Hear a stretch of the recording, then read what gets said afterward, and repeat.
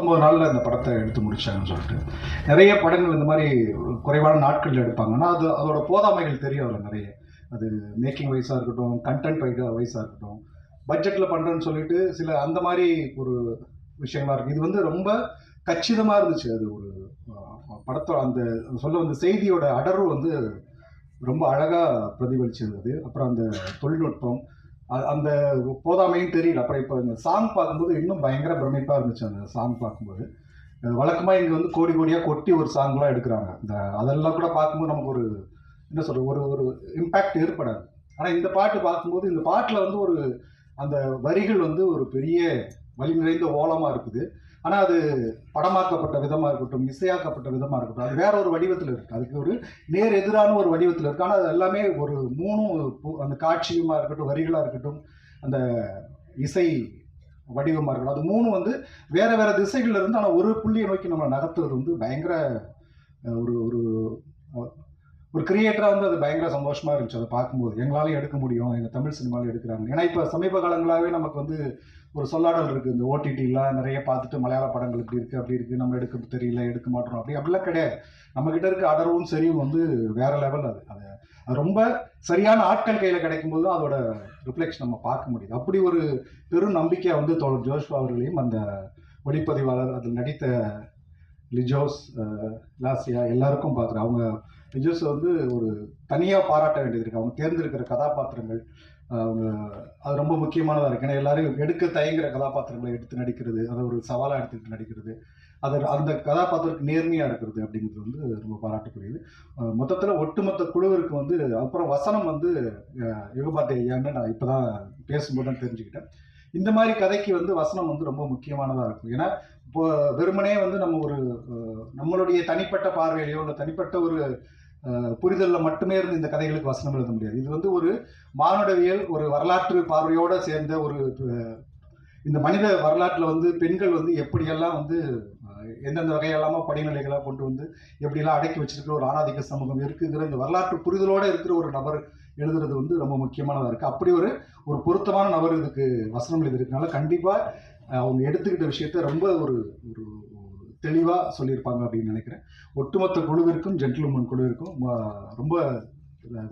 ரொம்ப முக்கியமாக இப்படியான படங்களை தயாரிக்க முன் வந்த தயாரிப்பாளர் ஹரி அவர்களுக்கும், கோமலா ஹரி அவர்களுக்கும், லியோ அவர்களுக்கும் எல்லாருக்கும் நன்றி. அத்தனை கலைஞர்களுக்கும் வாழ்த்துக்கள். நன்றி. நன்றி சார். அடுத்து நாம் பேச அழைக்கிறோம். தற்பெருமை பேசும் அரசியல் கூடாரங்களுக்கு மத்தியில் சமுதாயத்தின் சன்னல் திறந்து சமூக விழிப்பு தந்த நம் இனமானவர், நல் குணமானவர் இயக்குனர் ராஜு முருகன் அவர்களை பேச அழைக்கிறோம்.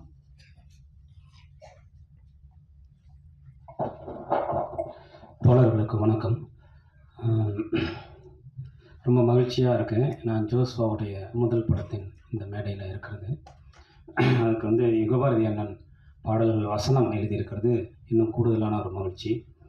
ஜோஸ்வாவை வந்து எனக்கு யுகபாரதி அண்ணன் மூலமாக தான் பழக்கம். யுகபாரதி அண்ணன் ஏராளமான தம்பிகளில் ஜோஸ்வா முக்கியமான ஒரு தம்பி. அந்த வகையில் நான் அவனுக்கு சீனியர். அதனால் அவர் சொன்ன மாதிரி யுகபாரதி அண்ணனுடைய வீடு வந்து ஒரு உதவி இயக்குநர்களுக்கான ஒரு பள்ளிக்கூடம், ஒரு யூனிவர்சிட்டி. எங்கள் அன்னிக்கு வந்து வர்றவங்களுக்கு சுக்கு காப்பி போட்டே டயர்ட் ஆகிடுவாங்க. அப்படியான ஒரு விஷயம் வந்து அங்கே இருக்கும். அதில் வந்து என்னென்னா, சினிமாவுக்காக வரக்கூடிய உதவி இயக்குநர்களுக்கு ரொம்ப முக்கியமான கற்றலாக நான் நினைக்கிறது வந்து லிட்ரேச்சரும் ட்ராவலும் தான். அப்படி அது கற்றுக்காதவங்க வந்து ரொம்ப முன்னையாக வெளிநாட்டு படங்களை பார்த்து படம் எடுப்பது, அல்லது அது ஒரு எலும்பு கூட தான் இருக்கும். கொஞ்ச நாளைக்கு மேலே அவங்களால அதுக்குள்ளே சர்வைவல் பண்ண முடியாது. பட் இந்த லைஃப்பையும், லிட்ரேச்சரையும், ட்ராவலையும், பொலிட்டிக்கலையும் எடுத்துக்கிறவங்க வந்து ஒரு லாங் டைம் வந்து அவங்களால ஒரு ரைட்டரா, ஒரு டிரெக்டரா, ஒரு மண்ணோடு இருக்க முடியும் அப்படின்னு நான் நினைக்கிறேன். அப்படி வந்து உதவி இயக்குநர்களுக்கு வந்து வாசிப்பை, இலக்கியத்தை, அரசியலை அறிமுகப்படுத்தக்கூடிய ஒரு இடமா வந்து யுகபாரதி அண்ணன் தொடர்ந்து இருக்கிறது வந்து எனக்கு மகிழ்ச்சியாக இருக்குது. அப்படி அந்த பட்டறையிலிருந்து வந்த ஒரு தம்பி தான் ஜோஸ்வா. அதனால் இந்த படம் வந்து ரொம்ப ஒரு முக்கியமான ஒரு பாடுபொருளை ரொம்ப ஷார்ப்பாக பேசக்கூடிய ஒரு படமாக இருக்கும்னு நினைக்கிறேன். இந்த படம் 20 நாளில் எடுக்கப்பட்ட படம்ங்கிறது எனக்கு இப்போ தான் தெரியும். அது ரொம்ப ஆச்சரியமான விஷயம். ஏன்னா இவ்வளோ அடர்த்தியான ஒரு பொருளை இவ்வளோ குறைந்த நாட்கள் எடுக்கிறதுங்கிறது ரொம்ப முக்கியமாக இருக்குது. இந்த படத்துக்கு வந்து ஜோஸ்வா ஆரம்பத்தில் இந்த படம் கமிட் ஆன டைமில் அவன் என்கிட்ட சொன்ன பேர் வந்து வேறு பேர். அதுக்கப்புறம் வேற ஒரு படத்திற்கு அந்த பேர் போனதுனால இந்த டைட்டில் வந்து அதுக்கப்புறம் அவன் செலக்ட் பண்ணி வச்சான். பட் அந்த பேரை விட இந்த பேர் ரொம்ப பொருத்தமாக இருக்குது. சில நேரங்களில் சில விஷயங்கள் நமக்குன்னே அமையும். அந்த மாதிரி இந்த ஜென்டில் உமன் அப்படிங்கிறது, ஏன்னா இந்த பேர்லேயே வந்து ரொம்ப அற்புதமான ஒரு விஷயம் இருக்குது. ஜென்டில் மேன் அப்படிங்கிற ஒரு பதத்தை வந்து நம்ம ரொம்ப காலமாக அறிஞ்சு வச்சுருக்கோம். பட் ஜென்டில் உமன் இருக்கணும்ல அப்படிங்கிற ஒரு விஷயத்தை இன்றைக்கு இந்த படத்தின் டைட்டில் மூலமாகவே சொல்கிறான். தோழர்களே, எனக்கு வந்து ஜோஸ்வா சென்சார் அன்னைக்கு சென்சார்லேருந்து ஃபோன் பண்ணான். அண்ணே இத்தனை கட்டு என்ன பண்ணுறதுன்னு தெரியல அப்படின்னு சொல்லிட்டு. ஏன்னா அதுலேயும் நான் அவனுக்கு சீனியர். அவனுக்கு மட்டும் இல்லை, தற்கால தமிழ் சினிமா நான் அதில் ரொம்ப சீனியர். அதனால் சென்சாருக்குன்னு எனக்கு ஒரு அகராதியை நான் போட்டு வச்சுருக்கேன். அந்த டிக்ஷனரியை புரட்டி இதெல்லாம் பண்ணு அப்படின்னு நான் வந்து ஜோஸ்வாவுக்கும் சொன்னேன். இங்கே என்ன பெரிய பிரச்சனைனா புனிதப்படுத்துறது. அதுதான் இன்றைக்கு இருக்கக்கூடிய மிகப்பெரிய பிரச்சனைன்னு நான் நினைக்கிறேன். அதாவது இருக்கிறதுலே ரொம்ப டேஞ்சரான ஆட்கள் யார் தெரியுங்களா? நான் உன்னை சமமாக நடத்துகிறேன் அப்படின்னு சொல்கிறான் பார்த்தீங்களா, அவன் தான் ரொம்ப டேஞ்சரான ஆள். என் பொண்டாட்டி நான் சமமாக தானே நடத்துகிறேன் அப்படின்னு சொல்கிறவன், நான் சாதியே பார்க்குறது இல்லைங்க அப்படின்னு சொல்கிறவன், நான் எங்கள் வீட்டில் எல்லாரையும் அலோவ் பண்ணுவேனே அப்படின்னு சொல்கிறவன், அவன் தான் ரொம்ப டேஞ்சரான ஆள். நீ யாரா அதை பண்ணுறதுக்கு அப்படிங்கிறது தான் கேள்வி. அப்படி இன்றைக்கு இந்த சமூகத்தோட கான்டெம்பரரியான இவங்க சமகாலத்தில் இருக்கக்கூடிய இந்திய சமூகத்தின் மிக முக்கியமான பிரச்சனையை நான் பார்க்கறது புனிதப்படுத்துறது. நம்ம விஞ்ஞானத்தில், அறிவியலில், வளர்ச்சியில், டிஜிட்டல் மயமாக்கப்பட்ட குளோபலைசேஷனுக்கு பிறகான இந்த உலகத்தில் எவ்வளவோ கடந்து வந்துட்டோம். ஆனால் தனி மனித உணர்வுகளில், அரசியல் உணர்வுகளில் நாம் ரொம்ப தேங்கி போயிட்டோம். அக்னி பிரவேசத்தில் ஜெயகாந்தன் என்னைக்கோ எழுதிட்டாரு. அம்மா வந்தால வந்து ஜெயகாந்தன் என்னைக்கோ எழுதிட்டாரு. பூட்டாத பூட்டுகளை மகேந்திரன் என்னைக்கோ எடுத்துட்டாரு. அவள் அப்படித்தான வந்து ருத்ரையா என்னைக்கோ எடுத்துட்டாரு. அதுலேருந்து நம்ம அடுத்த படிக்க வரவே இல்லை. இன்னும் சொல்லப்போனால் அதுக்கு பின்னாடி தான் போயிட்டே இருக்கும். இன்னைக்கு வந்து நாம் வந்து சாதாரணமாக ஒரு பெண் குறித்தான ஒரு வசனத்தை சாதாரணமாக வைக்க முடியல. அது யாரெல்லாம் வந்து கலாச்சார பண்பாட்டு காவலர்கள்னு தங்களை பிரகடனப்படுத்திக்கிறாங்களோ அவங்க எல்லாருமே இந்த புனிதப்படுத்தலின் பிரதியாக இருந்து உள்ளுக்குள்ள மிகப்பெரிய அழுக்கை வைத்திருப்பவர்கள். அவங்க தான் இன்றைக்கு இந்திய சமூகத்தின் மிகப்பெரிய எதிரிகள். ஸோ அப்படி வந்து அதை உடைப்பது, அதை கட்டுடைப்பது என்பது மிகவும் இயல்பாக கட்டுடைக்கணும். நான் பண்ணுறேன் பாரு அப்படின்னு இல்லை, மிகவும் இயல்பாக மனித வாழ்விலிருந்து பெண்களை கடவுளாக பார்க்கக்கூடிய சமூகம் அப்படின்னு நம்ம தொடர்ந்து பேசுவோம் இல்லையா? எதுக்குடா பொம்பளைய கடவுளாக பார்க்குறீங்க? பொம்பளைய மனுஷியாக பாருங்கடா, எதுக்கு வந்து கடவுளாக பார்க்குறீங்க அப்படிங்கிறது தான் ரொம்ப முக்கியமான விஷயம். பெண்களை கடவுளாக பார்க்குற ஒரு சமூகம் தான் மிகவும் ஆபத்தான ஒரு சமூகம் அப்படின்னு நான் நினைக்கிறேன். ஸோ அப்படி இல்லாமல் பெண்களை சக மனுஷியாக ரத்தமும் சதையுமாக பார்ப்பது, அவர்களை சக மனுஷியாக பார்த்து அவர்கள் உணர்வுகள் குறித்து உரையாடுவது, அது பெண்களின் மொழியில் உரையாடுவது, அது ரொம்ப முக்கியமான விஷயம். அதை இந்த படம் செஞ்சிருக்கும்னு நான் நம்புகிறேன். அப்படி செய்திருக்கிற பட்சத்தில் இது வந்து தமிழ் சினிமாவின் மிக முக்கியமான ஒரு படமாகவும், ஜோஸ்வாவுக்கு முதல் படமே மிக முக்கியமான படமாக அமையும். ஏன்னா அதை பேசுறதுக்கு தான் இன்றைக்கி அந்த ஆட்கள் மிகவும் குறைவாக இருக்காங்க. குறிப்பாக இம்மாதிரியான படங்களை பணம் போட்டு வெகுஜன தளத்திற்கு எடுத்து வருவதற்கான ஆட்கள் மிக குறைவாக இருக்காங்க. அப்படின்னு தயாரிப்பாளருக்கு வந்து இந்த நேரத்தில் நான் மிகப்பெரிய ஒரு பாராட்டை வந்து சொல்லிக்கிறேன். இப்படியான ஒரு படத்தை எடுத்து இன்றைக்கு இந்த பொதுத்தளத்தில் கொண்டு வருவது அப்படிங்கிறது. ஸோ இந்த படம் ஜோஸ்வாவுக்கு முதல் படமே ஒரு அற்புதமான படமாகவும் நம் எல்லோருக்குமான மக்களுக்கான ஒரு படமாகவும் இருக்கும்னு நான் நம்புகிறேன். இந்த படத்தில் நடித்திருக்கக்கூடிய அத்தனை கலைஞர்களுக்கும், அத்தனை தொழில்நுட்ப கலைஞர்களுக்கும், பணியாற்றிய எல்லோருக்கும் என்னுடைய வாழ்த்துக்களும் நன்றியும். நன்றி. எல்லாருக்கும் வணக்கம். எனக்கெல்லாம் என் பட விழாவில் பேசுகிறதே கஷ்டம். மற்ற பட விழாவில் பேச கூப்பிட்டானாலே என்ன பேசுறது அப்படின்ற ஒரு பெரிய குழப்பத்தோடு தான் வருவோம். அது மைண்ட் டக்குன்னு பிளாங்க் ஆயிரும். அதனால் என்ன மனசுலேருந்து வருதோ அதை ஷேர் பண்ணிக்கிறேன். இங்கே வந்தது லிஜோவுக்காக வந்தேன். ஏன்னா இப்போவும் லிஜோலாம் சொல்கிறப்போ ஒரு மாதிரி எனக்கு மேடம் ஆயிட்டாங்களா அவங்க அப்படின்ற மாதிரி தான் இருந்தது. சங்கீனியாக தான் இன்னும் மைண்டில் எப்பவும் இருப்பாங்க. ஒரு அற்புதமான ஒரு ஆர்டிஸ்ட்னு சொல்லலாம். நடிகைன்னு ஒரு ஆக்ட்ரஸ்ன்னு சொல்கிறத விட நான் ஒரு ஆர்டிஸ்ட்னு தான் பார்ப்பேன். ஏன்னா அந்த கேரக்டர் கொடுத்த டெடிகேஷன்லாம் பார்த்துருக்கேன். ஸோ அவங்க தேர்ந்தெடுக்கிற கதாபாத்திரங்கள் தான் பார்க்குறப்ப எனக்கு ரொம்ப பெருமையாக இருக்கும். ஸோ அந்த வகையில் ஒரு நல்ல டீமோட படத்துக்கு லிஜோ மூலமாக இது வந்தது, இங்கே வந்த பிறகும் அந்த ட்ரெய்லரை பார்த்த பிறகும் என்னால் உணர முடிஞ்சது. ஸோ இந்த படம் நல்லா வந்தது அப்படிங்கிறதுக்கு எனக்கு 2 ரீசன் இங்கே வந்தவொன்னு அப்சர்வேஷனில் தோணுச்சு. ஒன்று, படத்தில் பணியாற்றினவங்க எல்லாரும் ரொம்ப கம்மியாக பேசுகிறாங்க. அதுவே இந்த படம் நல்லா இருக்கும் அப்படிங்கிறதுக்கு இது. 2வது, ப்ரொடியூசர் சிரிச்சாரு படம்லாம் எடுத்து முடித்த பிறகு. ஸோ அதுவுமே வந்து படம் நல்லா வந்திருக்கு அப்படிங்கிறதுக்கான அடையாளம் அப்படின்னு எனக்கு தோணுது. இயக்குனர் கிட்ட எனக்கு அறிமுகம்லாம் இல்லை. இப்போ தான் கொஞ்ச நேரம் வந்து கொஞ்ச நேரம் ராஜமுருகன் லேட்டாக வந்ததால் அவர் கூட கொஞ்சம் பேசுகிற வாய்ப்பு கிடைச்சது. ஸோ அப்போ கேட்டால் ஏன் ஜென்டில் உமன்னு டைட்டில் வச்சிங்க அப்படின்னு சொல்லிட்டு.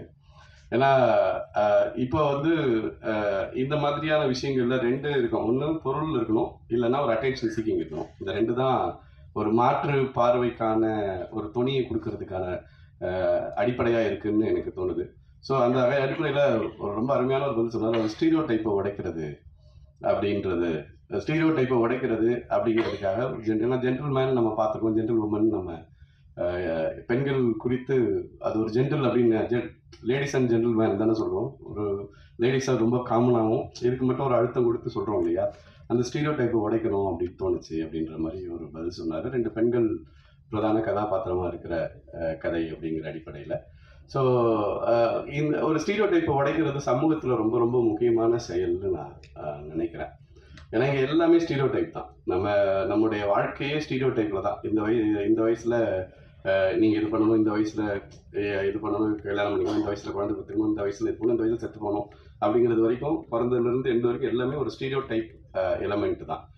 பத்திரிகையாளராக இருந்தப்போ சில முயற்சிகளை, ஸ்டீரியோ டைப்பை உடைக்கிற முயற்சிகளை செய்கிற வாய்ப்பு கிடைச்சிருக்கு. அதில் இந்த தருணத்தில் அது ஏன் முக்கியமானது, நம்ம எவ்வளோ முரணாக யோசிக்கிறோங்கிறதுக்கான ஒரு அனுபவத்தை பகிர்ந்துக்கணும்னு எனக்கு தோணுது.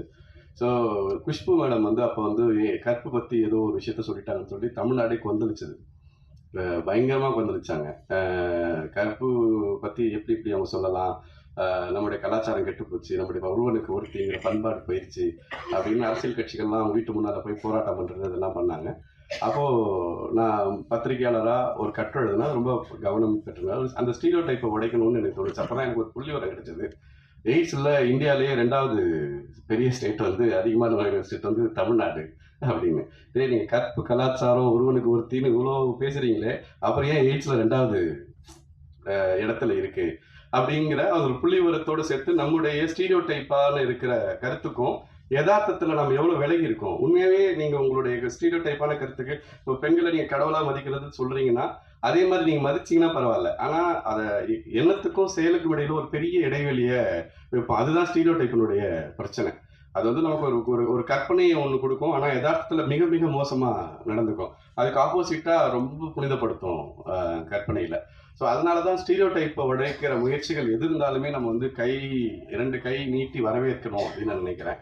இன்னைக்கு நடந்த எல்லா மாற்றங்களுமே ஸ்டீரியோ டைப்பை உடைச்சது தான். இவங்க படிக்கலாம், இவங்க படிக்கக்கூடாது, இவங்க இது பண்ணலாம், இது இவங்க பண்ணக்கூடாது இப்படிங்கிற நீங்கள் ஒரு சின்ன சின்ன விஷயங்கள், நீங்கள் ஒரு வரவேற்பு, ஒரு கல்யாணத்துக்கு போனீங்கன்னா வந்து அந்த ரிசப்ஷனில் பெண்கள் தான் வந்து அந்த சந்தனம் தொழிக்கிறதுக்கும் இதுக்கு இருப்பாங்க. நான் பார்த்த நாள்லேருந்து இது மாறவே இல்லை.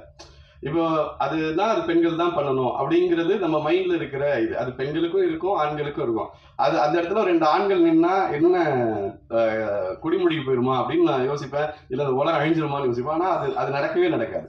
இந்த மாதிரி குட்டி விஷயத்துலேருந்து பெரிய விஷயங்கள் வரைக்கும் ஸ்டீரியோ டைப்லேயே நம்ம வாழ்க்கை நகர்ந்துட்டு இருக்கு. அது என்னன்னா, நமக்கு புதிய சிந்தனைகளையோ புதிய மாற்றங்களையோ அடையறதுக்கு வாய்ப்பு தராமல் போயிடும்னு தோணுது. ஸோ அந்த வகையில் இன்னைக்கு சிந்திக்கிறதுக்கோ இதுக்கோ வாய்ப்பு தராத ஸ்டீரியோ டைப் விஷயங்களை உடைக்கிற முயற்சியாக ஜென்டில் உமன் திரைப்படம் வந்திருக்கிறது அப்படிங்கிறது ரொம்ப மகிழ்ச்சியும் மனநிறைவையும் தருது. அந்த வகையில் இயக்குனருக்கும் படக்குழுவினருக்கும் இதில் நடிச்சிருக்கிற எல்லா திறமைசாலிகளுடைய ஒன்று கூடலாம் நான் பார்க்குறேன். ஏன்னா இங்கே பேசிகிட்டு இருக்கிற எல்லாருக்கும் ஹரியோட திறமையை பற்றி நிறைய பேசியிருக்காங்க. லிஜோ நல்லா தெரியும், லாஸ்லியா பற்றி பேசின இந்த விஷயங்கள், இப்படி ஒவ்வொருத்தருமே அண்டு ஒளிப்பதிவாளர் ஆரம்பித்து படத்தொகுப்பில் ஆரம்பித்து டெக்னீஷியன்ஸ், நம்ம ப்ரொடக்ஷன் டிசைனர்லேருந்து எல்லாருமே வந்து படத்து மேலே வச்சுருக்கிற நம்பிக்கை இன்னும் ரொம்ப பாசிட்டிவான விஷயம். ஏன்னா ஒரு படம் முடிச்ச பிறகு அப்படியே ஒரு கான்ஃபிடன்ஸ் வரது ஈஸி இல்லை, பயம்தான் வரும் யூஸ்வலாக ஒரு படத்தை முடிக்கிற உடனே. ரொம்ப ரொம்ப நம்ம திருப்தியாக பண்ணியிருக்கோம் அப்படிங்கிற ஒரு எண்ணம் வர இடத்துல தான் வந்து அந்த ஒரு கான்ஃபிடன்ஸ் வரும். ஸோ இவங்க இங்கே இருக்கிற எல்லாரோடையும் இன்ட்ராக்ட் பண்ணுற வாய்ப்பு கிடைச்சப்போ ரொம்ப ரொம்ப கான்ஃபிடென்ஸோடு இருக்காங்க. படம் நல்லா வந்திருக்கு அப்படிங்கிற இடத்துல அது ரொம்ப முக்கியமானது. ஸோ இது எல்லா வகையிலுமே ஒரு பாசிட்டிவான ஒரு வைப்பை கொடுக்குது. ஸோ ரீல்ஸ் பார்க்குறதுக்கே டைம் இல்லாத ஒரு காலகட்டத்தில் ரீல்ஸ் பார்த்தாலே போதும் அப்படிங்கிற மனநிலையில் இருக்கிற ஒரு சூழலில் ஸ்டீரியோ டைப்பை உடைக்கிற முயற்சியை மேற்கொண்டிருக்கிற உங்கள் அனைவருக்கும் என் மனப்பூர்வமான வாழ்த்துக்கள். படம் மிக நாட்டு புலவர்கள் பலர் இருந்தனர். இன்று ஏட்டு முழுவதும் பெண்ணை எழுதி வைத்த படத்தின் வசனகர்த்தா மற்றும் பாடலாசிரியர் யுக பாரதி அவர்களை பேச அழைக்கிறோம். அனைவருக்கும் வணக்கம். நான் கொஞ்சம் கூட பேசலாம்னு நினைச்சேன். அதுக்குள்ள ஞானவேல் வந்து இந்த படத்தோட சிறப்பே வந்து வேலை செஞ்சவங்க கம்மியாக பேசுறதும் ப்ரொடியூசர் சிரிக்கிறதும் சொல்றதுனால நான் குறைச்சிக்கிறேன். ஒரு 20-25 ஆண்டுகளாக அந்த சினிமாவில் வந்து தொடர்ச்சியாக வேறு தம்பிகளை வந்து நான் சந்திச்சுட்டே இருக்கும்பொழுது சில பேர் இவன் எப்படியாவது டைரக்டர் ஆயிடுவான் அப்படின்னு தோணும். சில பேர் இவன் கண்டிப்பாக டைரக்டர் ஆயே தீருவான் அப்படின்னு தோணும். அப்படி ஆயே தீருவான்னு நான் நினச்ச தம்பிகளில் ஒருவர் தான் ஜோஸ்வா சேதுராமன். பொதுவாக வந்து நிறைய விஷயங்களை வந்து சொல்லலாம். இந்த படத்தை பற்றி நிறைய பேசக்கூடாது அப்படிங்கிறது என்ன காரணம்னா, இந்த படத்தை வந்து பார்த்துட்டு நீங்கள் எல்லோரும் பேச வேண்டும் அப்படிங்கிறது தான் இது ரொம்ப முக்கியமான ஒரு விஷயம். பொதுவாக எல்லா நல்ல படங்களையும் புதிதாக வரக்கூடிய இயக்குநர்களுடைய படங்களையும் நீங்கள் எப்படி தாங்கி உங்கள் தோல் மீது சுமப்பீர்கள்னு தெரியும். அதனால் இந்த படத்தை வந்து நிச்சயமாக அவங்க எல்லோருக்கும் பிடிக்கும் அப்படின்னு.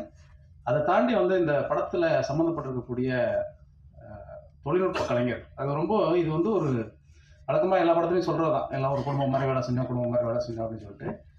உண்மையாகவே வந்து தனிப்பட்ட முறையில் யோசிச்சு பார்த்தா தனித்தனியாக கேட்கும்போது எல்லோரும் ஜோஸ்வா மீது வைத்த அந்த அன்பு தான் இந்த படம் அப்படின்னு நீங்கள் நிச்சயமாக சொல்லலாம். நீங்கள் வந்து லிஜோவில் தொடங்கி அமரன்லேருந்து அரியிலேருந்து இப்படி ஒவ்வொருத்தராக வரிசையாக சொல்லிட்டு வந்தால் எல்லோருமே ஏதோ ஒரு விதத்தில் ஜோஸ்வாவை வந்து பிடிக்கும். காரணம் வந்து என்னென்னா, வேலை செய்கிறதுல இருக்கக்கூடிய அந்த கவனம் வந்து ரொம்ப முக்கியமாக இருக்கும். நம்ம கூட ரொம்ப நேரம் இருக்கிற மாதிரி இருக்கும், ஆனால் அவன் வேலையை அவன் நடத்திட்டு போயிட்டே இருப்பான், நம்மகிட்ட வேலை வாங்குற மாதிரி இருக்கும்.